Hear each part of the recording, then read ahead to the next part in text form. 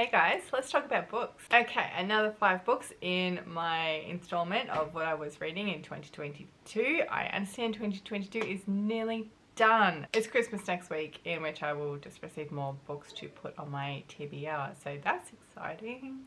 Anyway, let's get straight into it. First of all, I read Philosophy in the Garden by Damon Young. Damon Young is an author that I follow on Twitter and Mastodon. We have some good conversations. And I read another of his books earlier in the year. This one is about, not philosophers, it's about writers and the way that they think in gardens. This was published in 2012. Am I in focus? I can't tell. That's a bit better. That focus is a bit better. Right. This was published in 2012 and I picked it up simply because I enjoyed that one that I read earlier this year about writers. The Art of Reading, it was called. Discusses the relationship between writers and thinkers and gardens, and mostly it's a positive connection out in the garden, maybe not necessarily gardening, but being out in the garden, prompting thoughts, and the way that some writers find comfort in those spaces. Covers authors like, where's the contents? Jane Austen, Marcel Proust, Leonard Woolf, George Orwell, Emily Dickinson, Voltaire. One of these guys, must be Proust, was allergic to the outside, and so his relationship with nature as well. Would I recommend it? If you're interested in the inner lives and the workings of authors that you might admire or admire their work, yes. I enjoyed it in terms of reading about how authors use nature in their works as well as in their writing, thinking lives. It was fine. It was fine. I'm glad I read it. I don't think I'll read it again. There's a spider over there just moving slowly. 3 question mark stars I've written down. I probably did give it 3 stars. It feels like a 3-star book. Like, it was fine. I liked it, I think. Let's move on. Sequoia, Nagamatsu, How High We Go in the Dark. I actually filmed a whole reading vlog about this book and the footage just corrupted and so this is just the TLDR for you guys. You don't have to watch that whole video. This came out in January this year, 2022, and I read the sample. No, I listened to the sample when it first came out because I was keen on it. It was touted as climate fiction and with like a science fiction fantasy element. And climate fiction is something that I'm thinking about trying out. That's a whole conversation for another day. So I listened to the first chapter and I hated it. I did not finish. It was just, the dialogue was really clunky. The characterization was, I didn't care. And what is the point when you don't even care in the first chapter?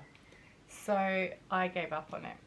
And then in September, my book group, Sword and Laser, was looking for suggestions for a science fiction book to read. And I said, well, I gave up on How High We Go in the Dark earlier in this year. Maybe we should read that. And they said, sure. So then I had to read it. And it was my fault because I suggested it. And I did not like it. But I'll tell you for what. This is a series of short stories linked together around a plague, which might sound, you know, familiar, but it was actually written in 2019 or finished in 2019 and was being shipped about to publish it before the pandemic. So it's interesting from that perspective because it really reads like an author trying to pass what is happening, trying to make sense of the pandemic world. The door just flew open. Okay, we're just going to carry on. And so it starts out with the ice melting, which is where the climate fiction element came into it. And the melting ice causes a bacteria to be released, which is a virus which starts killing children. And they die horrible, horrible deaths. And then each chapter from there, like the second chapter, The second chapter is the hardest. I will give a trigger warning. It definitely involves child death, and I cried. It's not a thing that I do with books, but I genuinely cried. It just got me right in the feels. And a lot of people in my book club actually were discussing whether it was grief porn, because it was just written to make that, to elicit that reaction in you. Now, I didn't think that because, one, I've had a child die, and so I didn't find in that respect that it was really going too far. But your mileage will vary, and I understand that. But then as the stories go on, it just becomes about settling into living in a pandemic world, the aftermath of that, the way that capitalism reacts to the pandemic, the way that individual people react to the pandemic. And ultimately the theme is regret. Regrets that you didn't reach out to family when you had the chance. You didn't apologize when you had the chance. You didn't do a thing. Then the pandemic happened and now you've lost your chance. And that's fine. There were some really good stories at the end about, you know, 20, 50 years after the pandemic, and the way that it has just become part of the cultural memory, and going forward how people have integrated that into their lived experience of the world, and it's just a thing that happened. The last chapter, which I will not spoil, but it made me so mad because it belittled everything that came before it, and I think the story would have been stronger without that. It's not really climate fiction at all. It's climate fiction in the sense that climate change is mentioned a couple of times, and definitely climate change is the catalyst for this bacteria that becomes deadly. But it's mainly just science fiction, and yeah, dealing with grief and regret. But massive trigger warnings for things like child death and suicide, cancer. Basically, if you're not in a headspace for sad, don't read this one. I think I gave it 3 stars. I gave it 2.5 stars. The quality of the short stories varies greatly, and in all of them his dialogue is so bad. So bad. But I think this is his debut novel. He's written short stories prior, so maybe he'll get better at writing dialogue. Because they're short stories, the focus on a small number of characters, and the characters overlap between stories, which I really liked. So you'll get hints of the life of somebody that you followed in a later story, and how they're going on, or the impact that they've had on the world, that sort of thing, which I enjoyed. Am I glad that I read it? Yeah, some of those stories have stayed with me. Also, like, I haven't read a hardcover for such a long time, but this was the only copy I could get when my book club read it. I wanted to have a physical version to read, and the sexy hardcover inside. I love a white cover. I mean, they get dirty so quick. That's why you have a dust jacket. And also the end papers in here are beautiful too. So I may as well show you while I've got it. Shall we move on? The next two were both on my Kindle, and they're both in the same series, so I'll talk about them together. They are Brandon Sanderson's Shadows of Self and The Bands of Mourning. Now, in the previous video, we talked about The Alloy of Law, which was the first one in this series. And I wrote a review of it, which might be published, so if it is, I will link to that below. It's centered around 2 characters, Wax and Wayne, who were lawmen in the Roughs, which is basically equivalent to the American Wild West, and they've come back to the city and are living their best city lives while also solving mysteries in the Roughs justice kind of way, rather than the you know, following the law kind of way. Shadows of Self was published in 2015 and The Bands of Mourning in 2016. Now, this was supposed to be a trilogy, like the one that comes before it, set in this world, which is Mistborn. I gathered that Sanderson wrote these 2 books together and then decided it needed a 4th.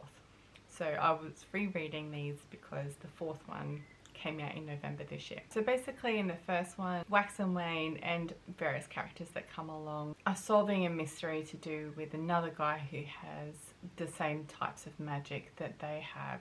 And in solving this mystery, they uncover a greater mystery. There's like a secret organization working behind the scenes to take over the world, they suspect. It's not really clear because they are a secret organisation. They haven't just laid their plans out for everyone to hear. And so in the second one, they leave the city and go to a smaller city in the Roughs, where this secret organisation has been working, and events ensue. There's like a train battle which is kind of epic and that sort of thing, and they discovered that Wax's sister, who he thought was dead, is still alive. So she's the bait that he takes to leave the main city and go out into the Roughs and proceed with investigating the mystery of this book, but also the wider. Maybe that's the third one. Either way, they encounter people from other parts of the planet they did not know existed, and so that brings in a whole new element, a whole new aspect of how they think about the god of the world. If you haven't read Mistborn, what I would tell you about that is spoilers, but it's safe to say the person who is the god of the planet is really just a person who has absorbed the aspect of ruin and preservation to keep those in balance on this planet. That ties into the wider Cosmere world of Brandon Sanderson, which is all these books here. There's Mistborn, Elantris Warbreaker, and then the Stormlight Archive. All the same universe.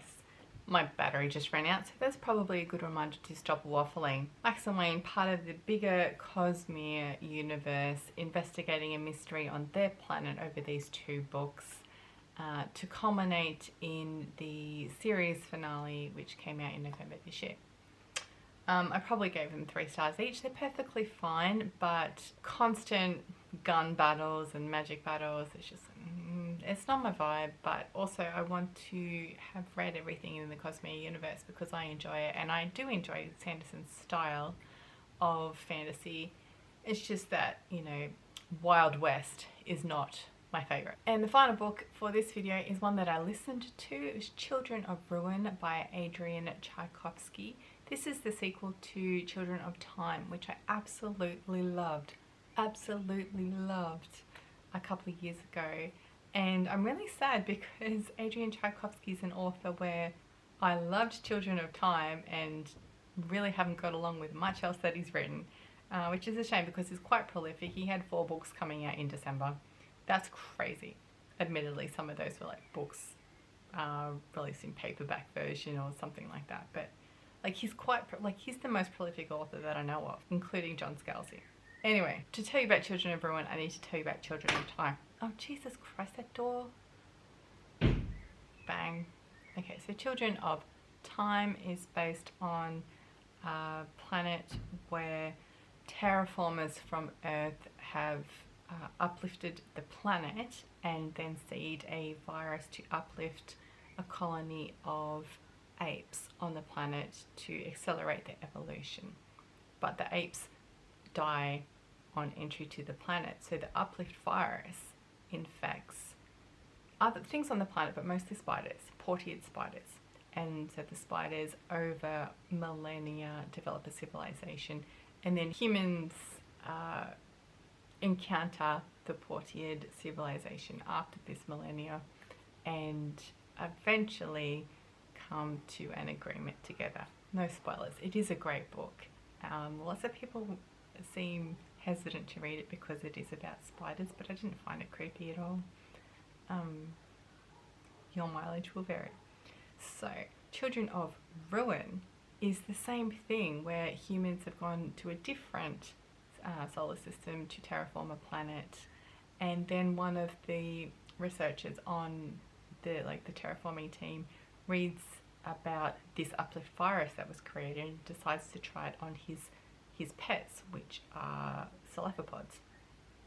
And so he selectively uplifts his octopodes so that they can help him terraform a water-based planet.